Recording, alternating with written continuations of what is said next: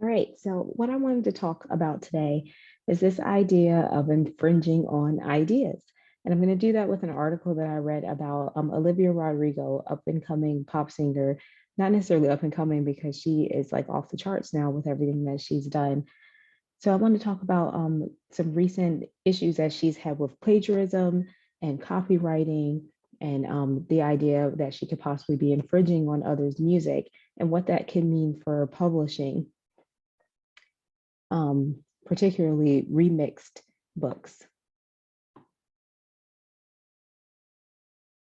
So this is what I'll be talking about. The Olivia Rodrigo case is specifically what that looks like in terms of copyright infringement, the impact on publishing, retellings, the impact on a specific publisher, which is Macmillan, who publishes this series called the Remixed Classic Series, impact on the public, and seeing both sides in conclusion.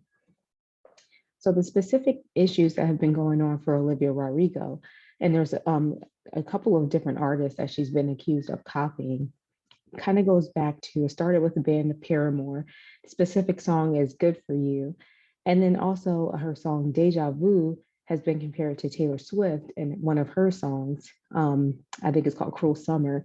Paramore song is called, I forget the specific name of it, Misery Business, I think actually was the name of it. And so the idea here is that both of these songs were, Olivia Rodrigo was kind of inspired by their music. And she specifically said that she was inspired by the Taylor Swift song. Like she said that herself. And so she had to go back and retroactively give songwriting credits to both Paramore and Taylor Swift. And so the question becomes, do you have to copyright your ideas in order to make sure people don't steal them? And that's what these cases have all been about. And so do you have to give somebody, credit for your feeling or your ideas? And that's kind of what this came down to for Olivia Rodrigo. And it even came to a point where people were saying she copied off of a Billy Joel song, and he had to come out and say, no, it's fine because this kind of occurs with rock music. I'm going to touch on that a little bit more too when I talk about the opponents and proponents. And one of the things that I found interesting in the article that I read too was there was a business person or business instructor that they talked to. And he said all music is influenced to some extent on what came before. It's not unusual to have similarities, but the difference between similarity and substantial similarity is a fine line. And I think he was kind of talking about this idea of actually taking cases to court and what occurs when you're trying to say that somebody actually infringed on your copyright, which we learned a lot about in class. And this was what Olivia Rodrigo was up against when she was actually dealing with these cases. And I think the whole idea here was that she didn't want to actually get taken to court, didn't want to face that risk. And so they just retroactively gave the songwriting credits. So what this kind of means, for sake of time, I'll move on. But I felt like the impact on publishing here is what this can mean for retelling and remixes of books, right? Because we see this happening a lot with people kind of saying, let's reimagine this specific story. So can an idea be infringed upon in books if we think about that? So when we're publishing stories and traditional publishing fiction, should we think about copywriting these ideas? And if so, how long should we make the term be? So we know we've talked a lot about this in class, what the terms are.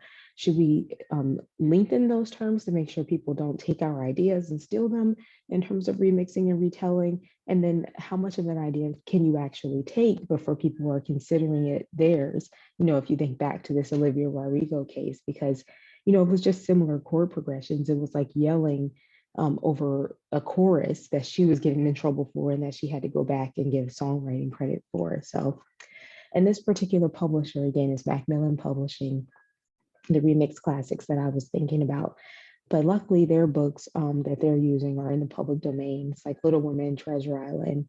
And then there's some more coming out. One's going to be based on The Great Gatsby, which we just learned about is in the public domain now. So they won't have this issue of dealing with it. But, what if they do have to, or what if they are considering a book that is not in the public domain yet, and they end up getting in trouble for it, or, has just gotten to the public domain and somebody's like, well, wait a minute, this idea is fresh. And I don't know, it's tricky waters, tricky territory to think about where somebody can possibly fight the publisher and say, well, this is my idea, and you're infringing upon it because such and such, when you think about what's happened to Olivia Rodrigo. And so the impact on the public, people can start to say, well, this was my idea, so what does this mean for readers and consumers? And will people be able to enjoy stories? These are just some of the questions I've started to think about with this.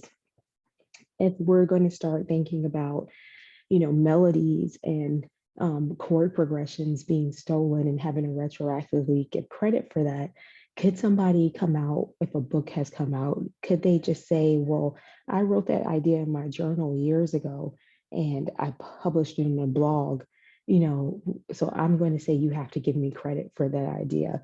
Could they take that to a court and try to sue someone for that? Um, and then thinking about that in terms of diversity and inclusion, I wonder about that because that's what the Macmillan Publishing Company is striving to do with their remix classics. They're trying to push forward this idea of taking those remix stories and tell it from a different perspective. But what if someone says, well, that's my story and you're just, doing it in a different way, but it's still the same idea. Can we still do that approach without people saying that we're taking their idea? And then again, the question becomes, how long do we have to wait before we can do this perspective? And then I'm talking about seeing all sides. Some songwriters think that, of course, you should give credit. You should, give people royalties for their ideas. Others say, no, you can't copyright an idea. It's how music works. It's how creativity works. And then if you look at the article I was reading and then some other research I've been doing, it seems like there's a 50-50 split with musicians and creatives in terms of how this should work. And then writers and publishers, I wonder how they might think about this. I didn't really see too much research, but I wonder what they think about ideas and if you should be able to copyright that and if you can infringe upon someone's specific idea. And I think that's something that could use a little bit more research. So where do we go from here? Like I said, this could be some research. What's the future of music and ideas? Could we really see copyright infringement cases coming up about a specific idea, like with publishers? Will writers want to stop sharing their ideas? Will they be more like, oh, I have to copyright that right away before I give my idea? And will publishers start to copyright ideas before they share them? Like if we think about IP projects, getting put out there, will they stop doing those kind of things? So that's just my ideas. Here's my references here, and I'm excited to see what others think about this. Thank you.